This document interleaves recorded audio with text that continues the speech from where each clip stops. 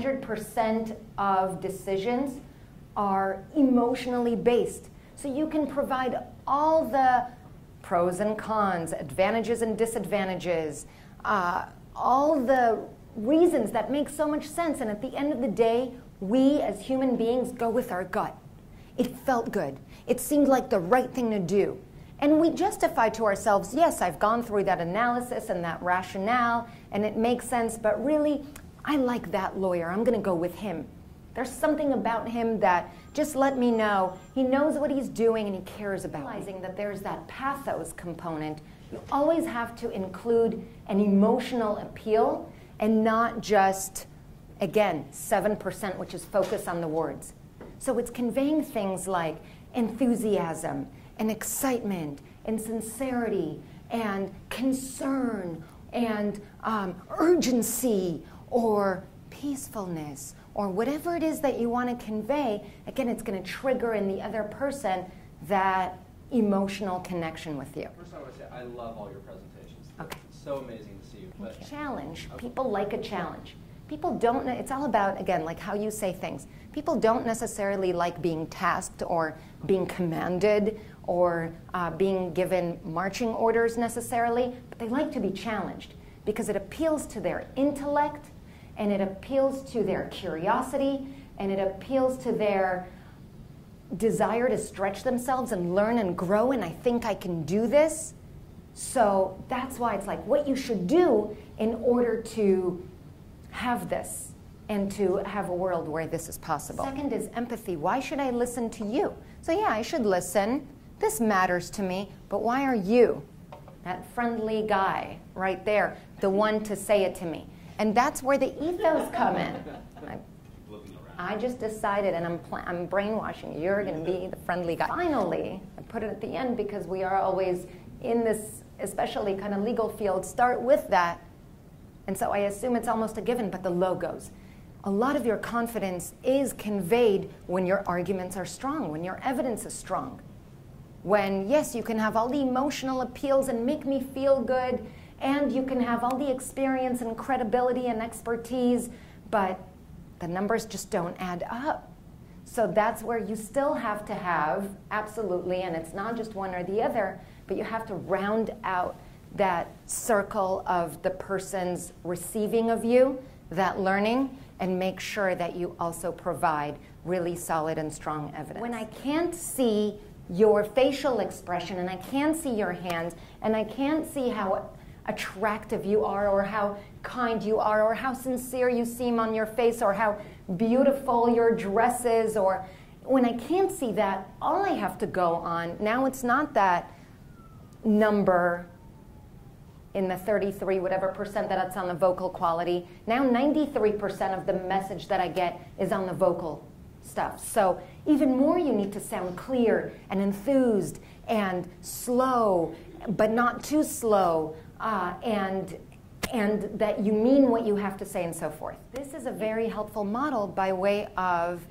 inviting people to first listen to you and answering the question in the mind of the listeners, and everything again should be catered to the audience. So trying to answer the question of why should I listen?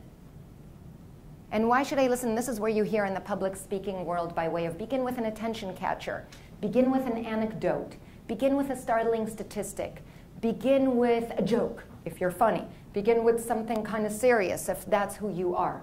Always make sure that it relates back to who you are. But why should I listen? So you get people from their busy world, you get people from their 60,000 other thoughts that are going on in your mind to just focus on you and tune everything out and tune into you. It may just take one sentence, but it may take you an hour to plan it out and come up with what is that one sentence of why should I listen? Yes, it matters, but what matters even more is the nonverbal way in which the communication is said. So in other words, that's when you constantly hear, it's not just what you say, but it's how you say it that gives it so much power or takes away of your power. Everything you do communicates. That's just a given. Let's start there. The question is, what are you communicating? And so that's why it's really important to either plan it, practice it, and or watch yourself and have a buddy tell you, this is what I see you doing and this is what you're conveying to me. So again, when in doubt, experts do say, when people are not so sure about what it is that you're saying, always go with trusting the nonverbals. And again, this is why we need to be so mindful of this, because you may be saying all the right things, but you may be saying them in all the wrong ways, and they trigger something unconsciously in the receiver thinking, now, I don't feel trust in this person and what it is that they have to say, and people buy into you before they buy into any service, product, idea, concept, message you have to sell to them. So it's you first. How do I structure what I want to say? And there are tons of structures, but the fact that we don't even necessarily think about this or plan this out, we just go into something, because I've done it so many times, I'm just going to go in and say it. But a little bit of planning creates a lot of profit. Eyes are communicating. And sometimes people think, okay, so I need to make eye contact. So eye contact means that I'm going to pick the friendliest person in the room. I think that looks like a non-threatening, friendly, nice guy, right? So his nonverbals are what you guys are saying clearly wrong, because he totally duped me, okay? But sometimes people think eye contact is, I find that one person, he's friendly, he's non-threatening, and I'm going to stare at him the whole time. And I made eye contact. Okay, so that was extreme, and none of you guys do that, but you may sit in a meeting and only focus on one of 6 people, the guy who's nodding at you or that makes you feel comfortable, and this may be unconscious. So the thing is to be, again, consciously aware to not just make eye contact, but to pan the room and to make sure that you look at not just one person, and you look at every communication interaction is made up of the content of what you're going to say, the structure of how you're going to position what you're going to say, and the delivery. Everything that you say is made up of ethos. How am I conveying, again, that whole idea of you buy into me before you buy into my message? How am I going to convey credibility? How am I going to convey knowledge, expertise, experience, credentials, character? Because you trust me before you trust what I say.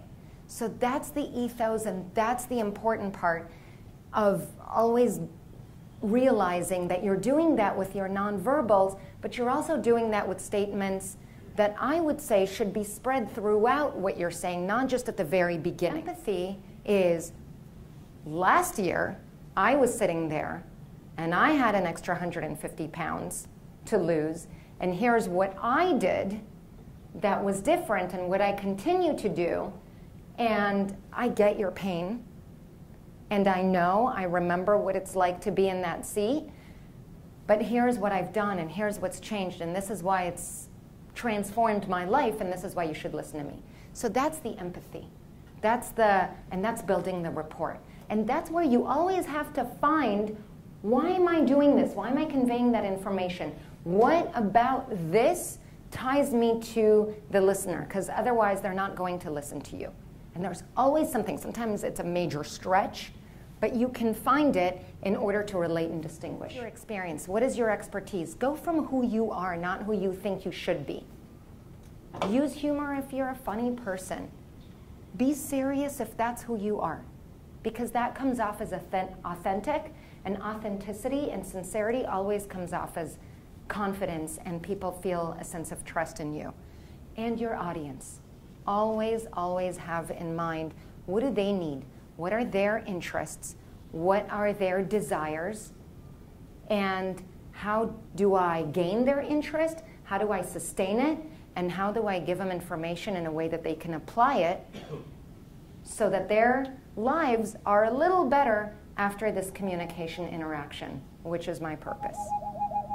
Thank you for being great listeners and participants.